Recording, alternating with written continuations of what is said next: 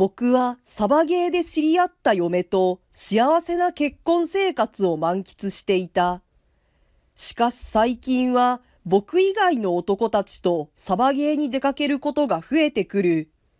それに疑問を持って調査をすると、ダメだって、こんな体勢で出ちゃったら、やばいから、もうやばいから、とっととロープをほどけよ。汚い噴水をお互いに浴びせ合う奴らがいたのです。僕の名前は横田龍、29歳だ。結婚していて、嫁の名前はアスカという。ところで僕の趣味はモデルガン集めだ。でも集めるだけでは次第に物足りなくなってくる。なので同じ趣味の仲間と一緒に定期的にサバイバルゲームをしていた。初めて嫁と出会ったのもサバイバルゲームの交流会。そこで嫁はいわゆるオタサーの姫ならぬサバゲーの姫として男たちからモテモテだった。僕も嫁に近づきたかったが、グループが違ったので、なかなか話す機会がなかった。そんな時に嫁の方から僕に話しかけてきてくれたので、僕は舞い上がってしまう。それから嫁とデートを重ねていき、結婚に至ったというわけだ。こんな幸せなことはない。本当に嬉しくて、僕は毎日のように嫁と夜のイチャコラを求めていた。だが最近、そういうことは全くなくなってしまった。その一方で嫁は以前よりもサバゲーに夢中になっている。それに対して僕は最近仕事が忙しくなっていて、以前ほど遊べなくなっていた。だが嫁は2週間に1回くらいのペースでサバゲーをやっているのだ。そんな頻繁に参加してフィールドの使用料などは大丈夫なのかと心配する。だがどうやらメンバーの一人にお金持ちがいるらしい。なのでそのメンバーが全員分の費用を出してくれているみたいだ。それを聞いた僕は嫁に質問してみた。いくらお金持ちだからって一人だけで全員分のお金を負担させるのは良くないよ。だったらどうしろっていうの？ちゃんと自分の分の料金を払うべきだ。サバゲーが好きなのはわかるけどさ、2週間に1回はやりすぎだと思う。だから料金はそのメンバーの人が出してくれてるよ。その本人がそれでいいって言ってるんだから問題ないでしょ？そんな関係は健全じゃないよ。というか、そのお金持ちって男性？何？私が浮気してるっていうの？そんなことは言ってないよ。だったらなんでそんなしつこく言ってくるの？私たちのグループはこれでうまくいってるんだから口出ししてこないでよ。確かにそうだね。しつこく聞いてごめんね。とその場を収めつつも明らかに嫁の言動や行動はおかしかった。しかも最近嫁が僕のモデルガンを持ち出してそれを返さないのも気になっている。だが今の嫁に聞いても逆ギレされるだけだろう。なので僕は更新所に嫁の調査を依頼する。すると不倫の証拠が出るわ。話によると嫁がサバゲーだと言っている時間はすべて不倫に使われているらしい。そして不倫のメンバーはサバゲーのグループと一緒とのこと。メンバーは嫁以外は男なのでかなり嫁は遊びまくっているみたいだ。そして嫁の話にあったお金持ちの真男についてだが、入院施設を持たない無償診療所勤務の医者らしい。名前はレオン。というか、嫁もそこで看護師として働いていて、学生時代からそいつと関係が続いているそうだ。つまり僕と付き合うよりずっと前。衝撃の事実に嫉妬で頭がおかしくなりそうだが、同時に疑問が出てくる。医者なのに2週間に一度不倫するなんて、そんな暇なんてあるのかと調べてみた。するとどうやら勤め先は父から受け継いだ診療所らしい。入院患者の相手もしないので、この間男は他の医者と比べてそれほど忙しくないようだ。嫁と同じ診療所で働いているので、スケジュール調整もしやすいだろう。そして間男は生意気なことに別荘も所有しているらしい。その別荘で嫁と好きなだけ不倫を楽しんでいるそうだ。そして興信所の探偵の話によると、先ほどいろんな男性と関係があると言いましたが、あくまでも本命はお医者さんですね。他の男性たちは奥さんとのプレー中にお医者さんから写真を撮られて、それを証拠に協力させられているそうです。なるほど。では本当の不倫相手は実質一人というわけですか。他の男たちも十分ムカつきますが、この医者の男は絶対に許せませんね。興信所からもらった真男の写真を見つめながら、僕には体すら触らせないくせに、こいつには好き勝手されているのか。なんだよこの体勢は。くそ。僕は悔しくて震えた。さらに衝撃なのは、どうやらお客様のモデルガンを改造して肝腸液を射出するシリンジガンにしているようです。それと、次に会う約束している日はお客様のご自宅でプレーをするようで、と興信所の人に言われた時だった。あまりにもショッキングな報告の連絡だったので、ちょっと一瞬、あいつら豆腐の角に頭をぶつけないかな。ということを言ってしまったが、興信所の人はスルーしてくれた。そして真男と嫁が自宅で不倫する日がやってきた。朝に出勤するふりをして家から出ていくが、この日のために僕は有給を取っている。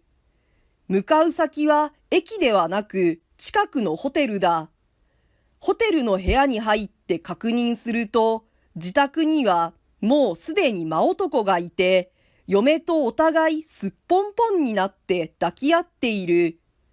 実は自宅に隠しカメラを設置していた。今日は後ろだけじゃなくて別のところもいじめてほしいな。おいおい、あの旦那に托卵させるつもりかよ。だってあの人優しいから、私が産んだ子供が自分の子供じゃなくてもしっかり愛情を持って育ててくれそうじゃない？子供好きそうだしね。なんだその身勝手な理由は。僕は怒りに震えた。それを聞いていた真男は僕のことをバカにするように笑ってから、ははは、子供のことはいつか考えるとして、今日は改造したシリンジガンを使ってみようぜ。僕のお気に入りのモデルガンを取り出すと、嫁のおけつに先端を突き刺して、そーら、くらえ。アスカのケツ穴の中にシュート。引き金を引いた。おそらく嫁のおけつの中に肝腸液が注入されたのだろう。あーん、チューンってしてる。かいかん。嫁の方もノリノリで真男の間抜けなプレーに付き合っている。だが僕の心は次第に冷え切っていく。さあ、次は耐久おむつタイムだ。3分我慢できなかったら、また俺以外の男も呼んじゃうぞ。いやーん、そんなの嫌なの。絶対我慢するからちゃんと見ててね。そう言って嫁は自分でおむつを履いた。真男はストップウォッチを取り出して時間を計り出す。それから約束の3分間が近づいてくる。すでに嫁は限界が近いらしく苦しそうにしている。お、苦しいよ。まだ3分にならないの？もう限界だよ。もうダメ。ついに嫁は獣のような叫び声を上げて、おむつの中に中身をぶちまけてしまう。3分15秒。ギリギリセーフ。それじゃあ、また俺とだけ楽しもうぜ。よかった。それじゃあ私がほかほかのおむつを脱ぐところ見てて。トレビアン。なんていい香りなんだ。君の使用済みおむつを嗅いでいるときが一番性を実感できる。ようそろう。それから二人はおむつをビニール袋の中に収めた後も何かとキャッキャしながらイチャついていた。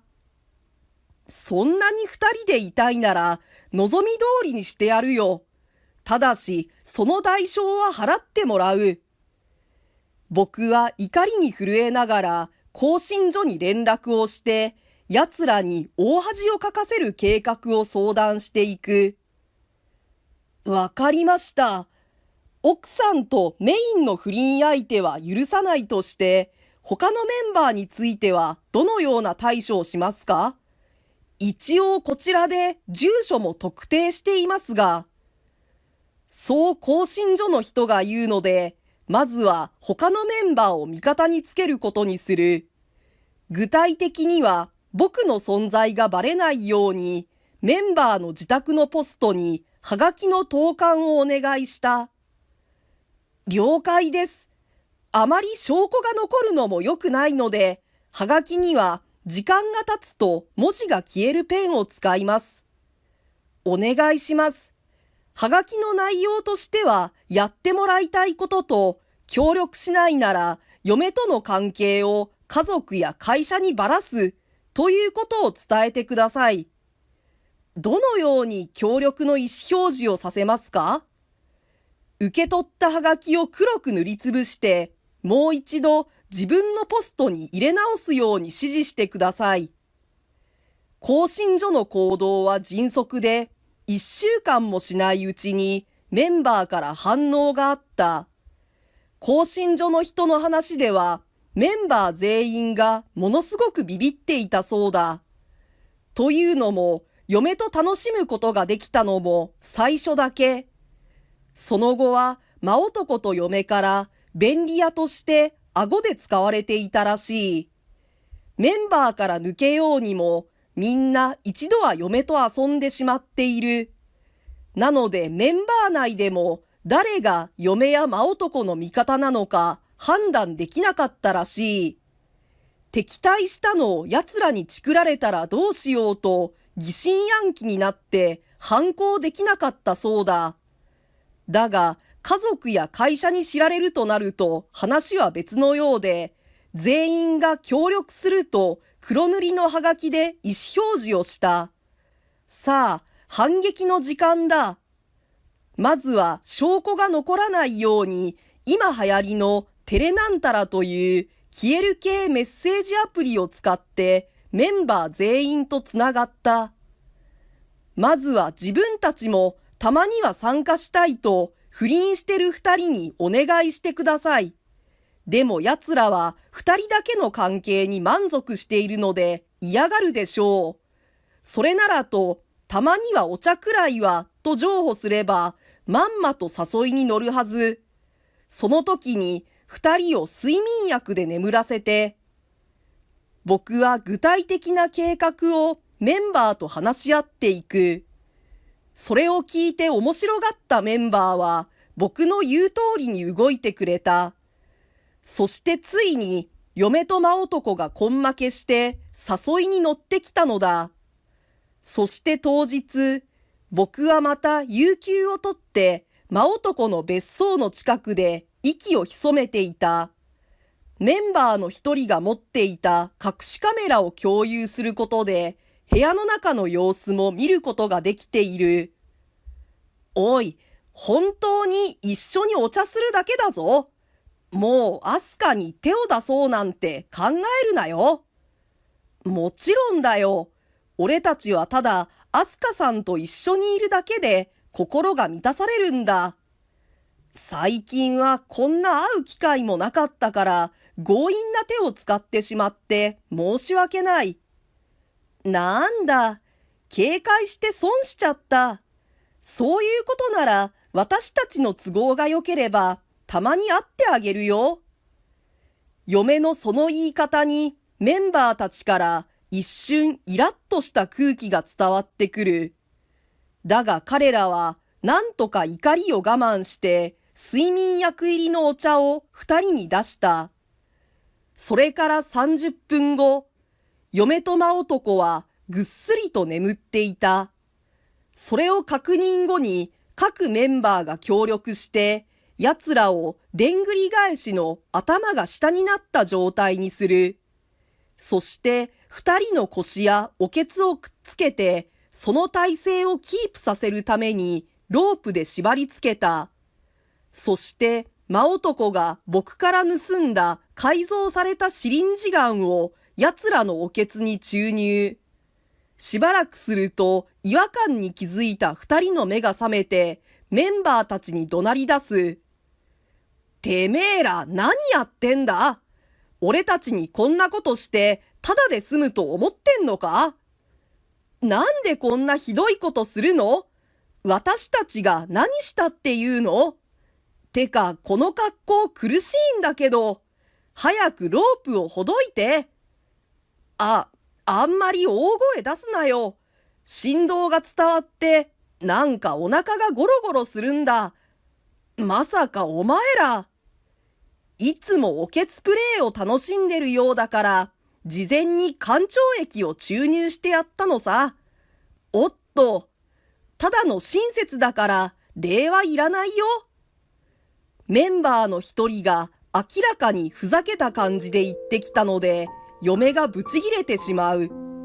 だがタイムリミットは迫っていたようで、ふざけないで。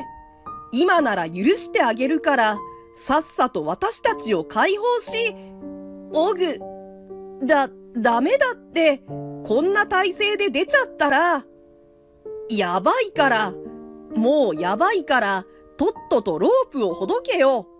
話し合おう。一旦腹を割って話し合えば、いやー。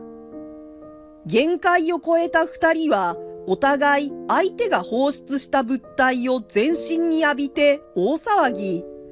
あまりにも騒ぐので、何の騒ぎだ？うわ、くっさ。それになんて格好だ。これじゃあまるで汚物を出す噴水オブジェだ。警察に連絡しないと。隣の住人が通報して警察がやってくる。別荘の玄関のドアはすでに開いていた。というのも騒ぎになる前にメンバーたちが写真を撮った後、ドアを閉めずに逃走していたからだ。メンバーたちは逃げ切った後に写真を SNS にばらまいてしまう。まあ僕の指示なのだが、最終的に多くの人がその写真を見て、真男と嫁の信用は失墜してしまう。その件で奴らとメンバーたちの間でいざこざがあったらしい。だが僕はもう彼らに興味がないので知らんぷりを決め込む。そしてこの事件を SNS で知ったようなふりをして嫁と真男を追及する。最終的に二人から慰謝料500万円を請求し、離婚もできた。メンバーたちはチャラということにしておく。それから真男と嫁は親から縁を切られて診療所を追い出されてしまう。地位も名誉も失った二人は最終的に一緒に海外医療ボランティアとして国外に逃亡。日本人が行かないような場所を選んでしまう。そして着いたところはかなり治安が悪い場所だった。なのであっさりと病院は襲撃されて、真男はその土地で永眠。嫁は何とか生き残ったが、武装グループの妻として強制的に結婚させられるという生き地獄の苦しみを味わっているそうだ。日本に帰りたいよ。こんなことになるなら不倫なんてするんじゃなかった。今日も日本は平和だ。